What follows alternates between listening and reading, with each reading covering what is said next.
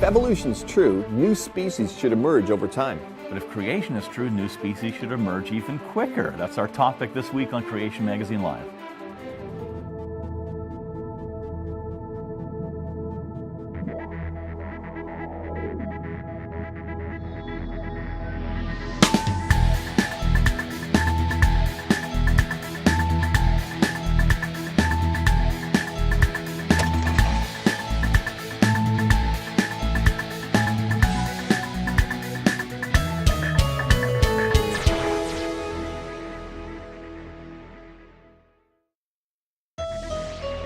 Welcome to Creation Magazine Live. My name's Calvin Smith. And I'm Richard Fangrad.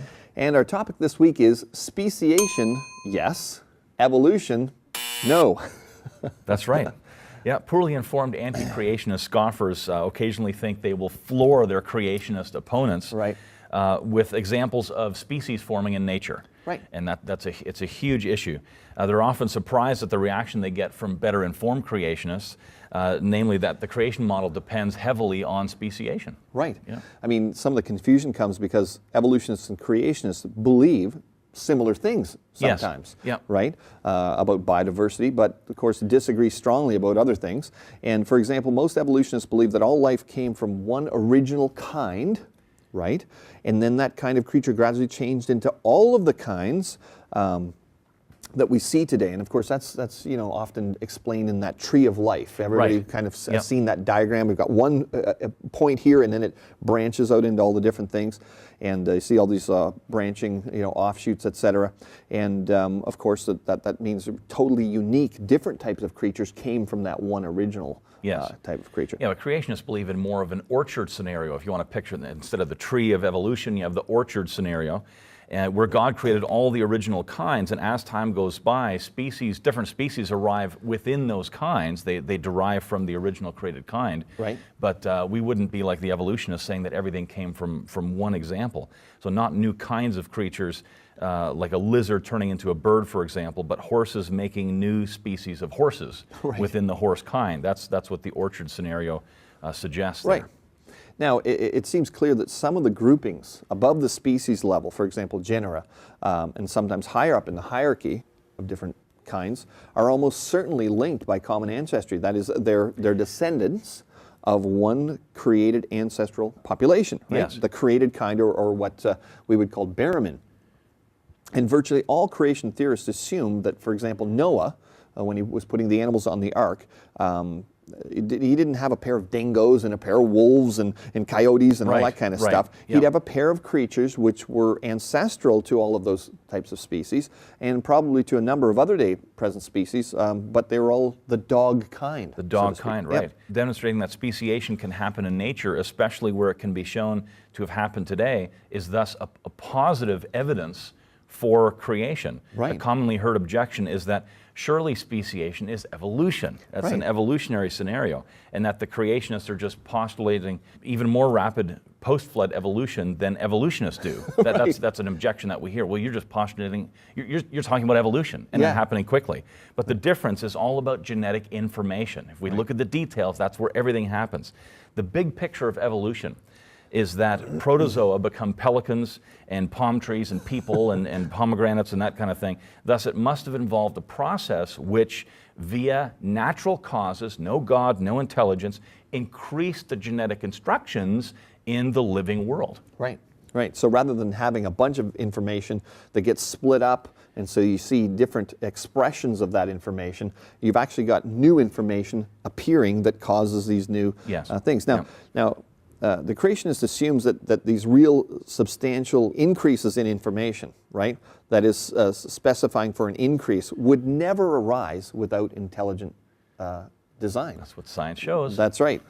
So these functional complexity, if a creature doesn't have wings and then all of a sudden it has wings, well, that would be new genetic information that didn't exist in that kind before. Right. We'd say, no. So speciation within the creation model will therefore be expected to occur, but we won't see increases in information, specific information for forms, functions, and features that were never there before. Yeah, and that's what we're the saying. biblical model would suggest as well. That's right. Of course, these changes, for example, speciation as a result of horizontal changes in information or the result of mutational defect or loss of information, do not in themselves offer evidence against the big picture of evolution. However, they also don't demonstrate the validity of evolutionary belief, since they can be just as easily assigned a place within the creationist model, the biblical model. Right. And we'll have a look at some of those examples when we come back.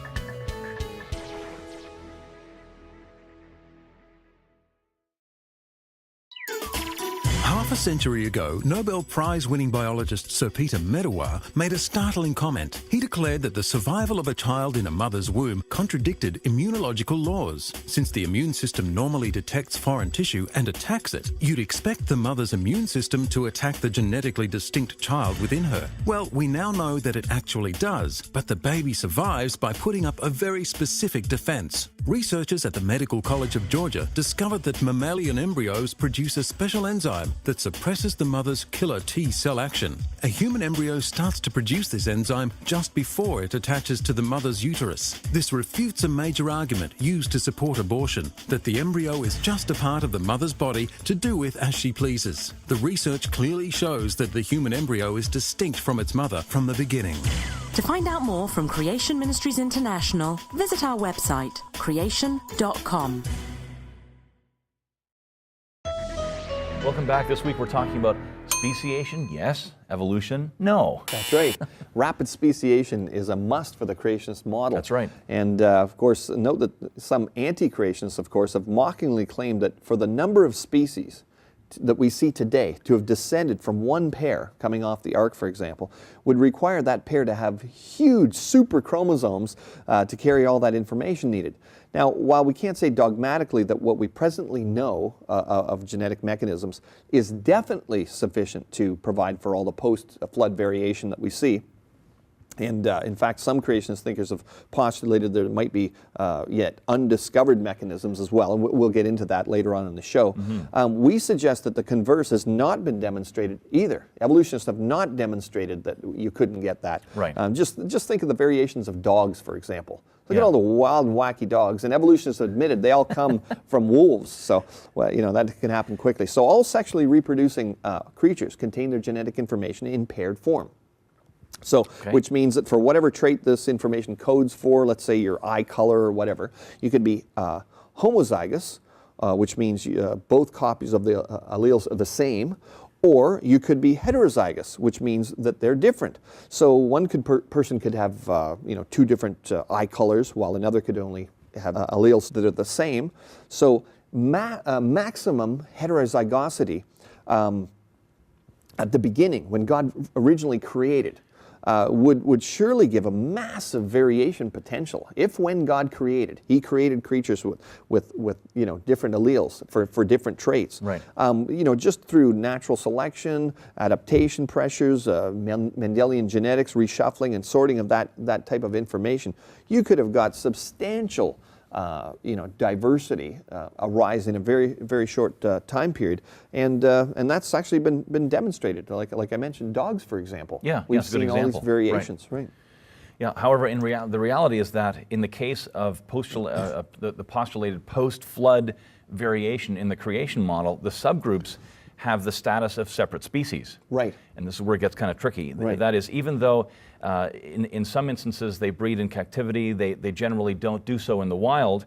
Thus, the mechanisms of speciation, particularly rapid speciation, far from causing creationists to shudder, are actually of great interest to us. It's a great area of study. Yeah. So what can cause speciation to happen quickly? Well, taking the most straightforward modern understanding of a species as a group of organisms which can interbreed in nature, does not naturally and freely interbreed with each other, it's not hard to see how this sort of variation could easily lead to reproductive incompatibilities, for example. And it may be, for instance, that sheer size difference would allow a population of Chihuahuas and Great Danes, for example, to be classified as separate species. Yeah, because they no longer interbreed. Yeah, right. They just don't get together, obviously because of very obvious reasons, and they would be considered separate species, right? Right.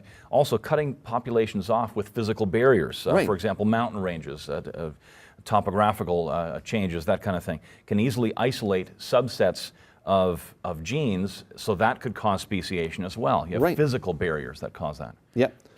So understanding how these physical barriers could give rise to rapid speciation, that's always been fairly straightforward. Nevertheless, the amount of post-flood speciation must have been staggering. We need to admit that, because we look at all these variations, right? Yeah. Particularly among insects. It's hard to see how there could have been that many physical barriers, for example, to cut off these founder populations and stuff like that in insects, because of the massive variation. So there are some challenges there, certainly. Yeah. So, but it's both encouraging and fascinating for creationist biologists to note that there is now an increasing acceptance of the concept of sympatric speciation, right? And what that means is that populations can split into separate species even when there isn't any kind of physical barrier. Right? They're living together, but they speciate and things like that. Yeah, a major scientific conference on speciation held in El Samar, California in May 1996. It reports about it appeared in Science magazine afterwards, and when we come back, we'll show you more about the results of that report. Maybe surprising to you. We'll be right back.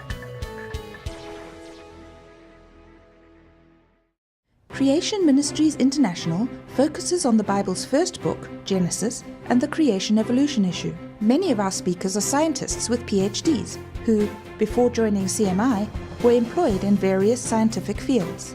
Creation Ministries speakers go to churches, equipping and encouraging people with the message of the truth and authority of the Bible and its relevance to the real world. To locate upcoming CMI events or inquire about booking a speaker into your church, visit creation.com. Welcome back. This week we're discussing speciation, yes, evolution, no. So yes, speciation takes place.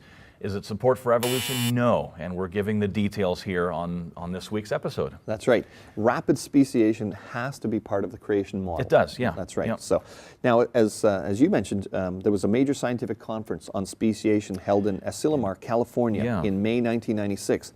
And reports about it, of course, appeared in Science magazine, major science magazines around the world. And at the conference in question, evidence of sympatric speciation, meaning that the population of creatures could split into different species even while living in the same barrier, in the same area, with no separation or physical barriers, was presented on this sort of thing having happened with ease in populations in certain types of fruit-eating insects, which used the fruits of their host plant for courtship displays and mating. If one group of insects used to eating a certain type of fruit, for example, started to try a new host plant, then food choices became linked with mate choice, and so reproductive isolation began.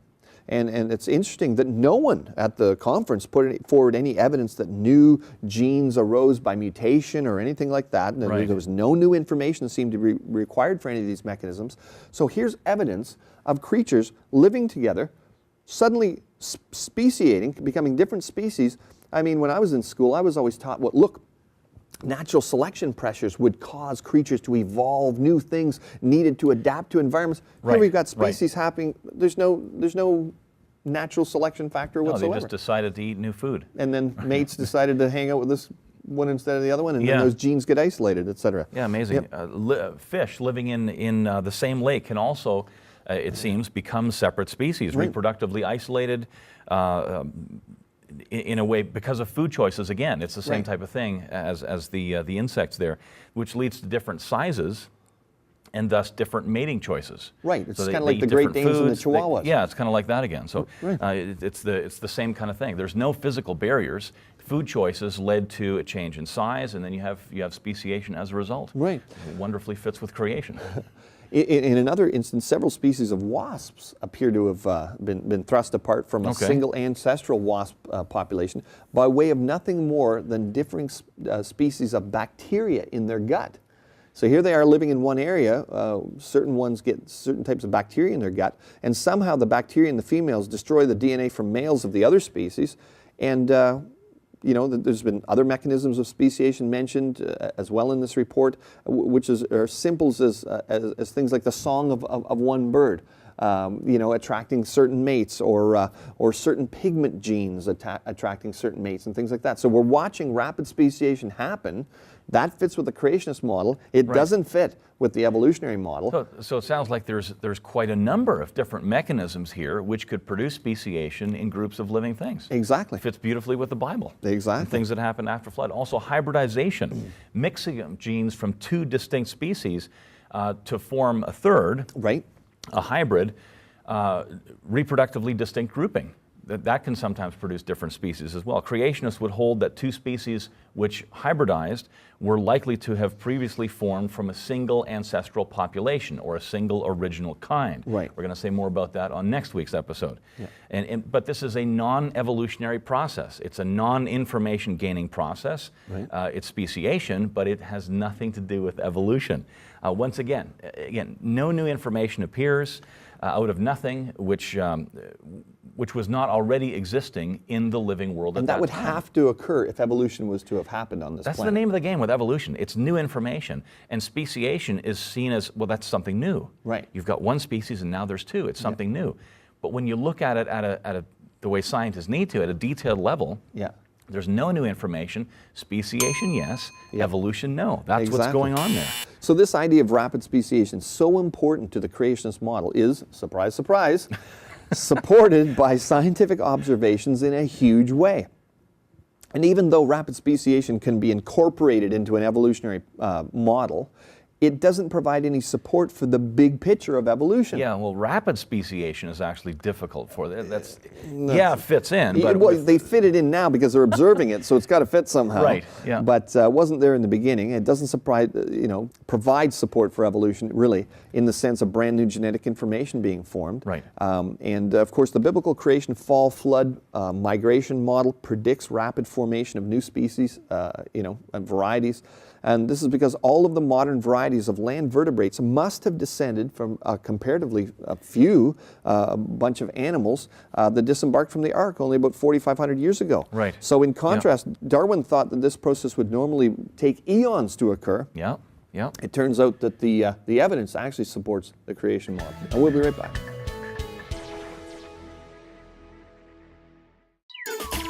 Dogs vary greatly in size, from Chihuahua to Great Dane, yet they are all part of the dog or wolf created kind. They can all interbreed. Researchers have found that the small breeds of dog have something in common, a mutation in a gene that codes for an important growth regulator. This prevents the small dogs growing to normal size. Mutations do that sort of thing. They destroy normal biological functions. Some of that destruction might be entertaining for us, producing cute miniature dogs that don't cost much to feed. But mutations won't create the complex blocks of genetic instructions needed to produce the growth regulator in the first place. Evolutionists say that mutations change dinosaurs into birds and apes into people. But how can mutations, which destroy complex information, do that sort of thing? Modern biology really shouts creation, not evolution.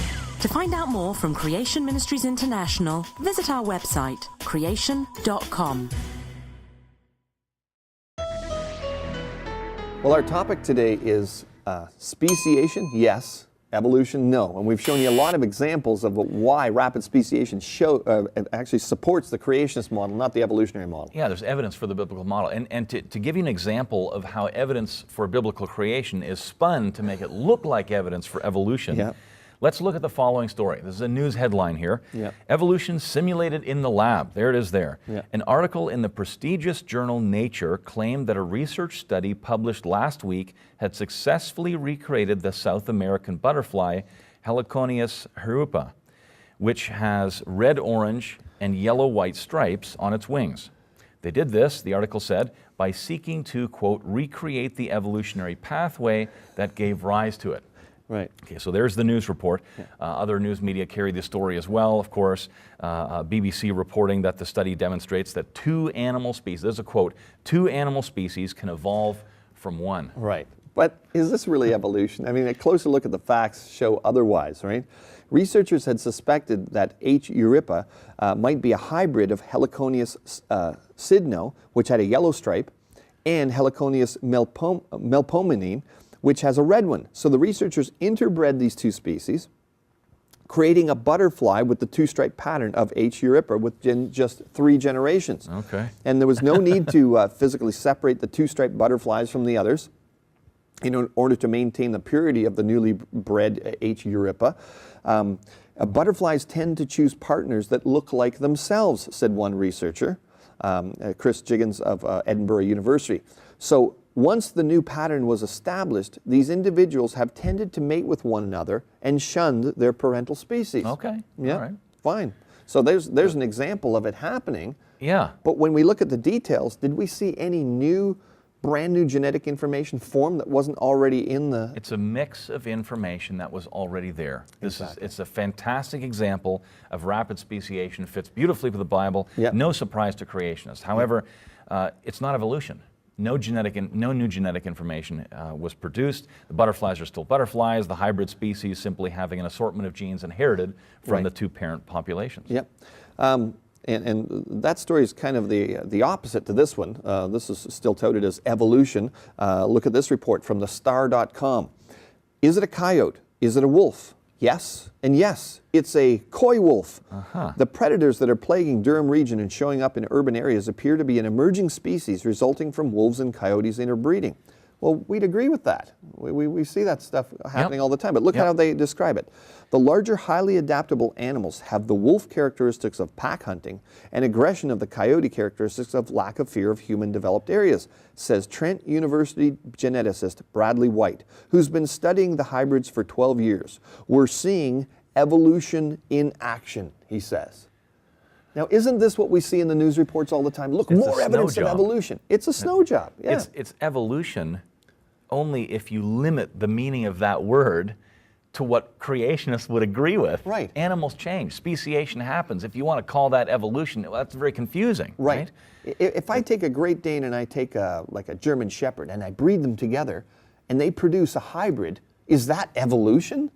I mean, that's the simplistic explanation he's saying here for a wolf and a coyote breeding together. And we're seeing evolution in action. But without understanding the details, the people who read that article years ago are not going to get the impression that if you look at the details, it's not evolution in terms of microbes to man, particles to people. Lizards That kind of- turning into birds where all of a sudden they That have type of wings that thing. never existed before. So there's confusion in this area, certainly. Right. And one of the DVDs that we carry is a great DVD called Dynamic Life, Changes in Living Things. Dr. Carl Wieland, sort of the grandfather of the ministry. He started Creation magazine on his typewriter in the late 70s. He explains the differences between natural selection, what creationists, what we've always agreed with, and evolution. That's discussed in theory, particles turning into people and so on. It's a great DVD. You can get it at a discount using a code. We'll put the code up on the screen, CMLDL, Dynamic Life. Creation Magazine Live, Dynamic Life, you can get 50% off. Right. So when you go online, as you're checking out, put that coupon code in there and you'll get 50% off of this fascinating DVD by Dr. Carl Wieland. I remember watching that DVD, and as a former evolutionist, it blew my mind to see all that evidence that I'd been taught was proof of evolution actually supported the Bible. It was amazing. Encourage you to check it out, and we'll be back. For a more in-depth understanding of topics relating to the creation-evolution debate, the Journal of Creation contains peer-reviewed research papers that support the biblical account of creation, the flood, and the fall. One subscriber said, "I always assumed that this journal would be too academic for me." Not so. I am a Christian with a very inquiring mind. With each issue, I find powerful articles that open doors and shine light on my understanding of the world. Each Journal of Creation is more than 120 pages and published 3 times a year. To subscribe, visit creation.com. Welcome back. This is the feedback section. We often get feedback from articles that we write, sometimes from the TV episodes here. And so here was a response from somebody writing from Australia, and they said this, "Dear Sir or Madame, I wish to object strongly to your ministry's representation of the Bible's recount of creation in Genesis as a valid scientific alternative to mainstream cosmology, geology, and biology. As a Christian, I take seriously the task of reading the Bible. Seriously, but not literally. It is significant on this first Sunday in Lent, and the 9th of March, the lectionary readings for the temptations of Christ include passages from Genesis about Adam and Eve's temptation. Serious exegesis leads the reader to a deeper understanding of the human duty to resist temptation while a pilgrim on the way to the cross at the end of Easter.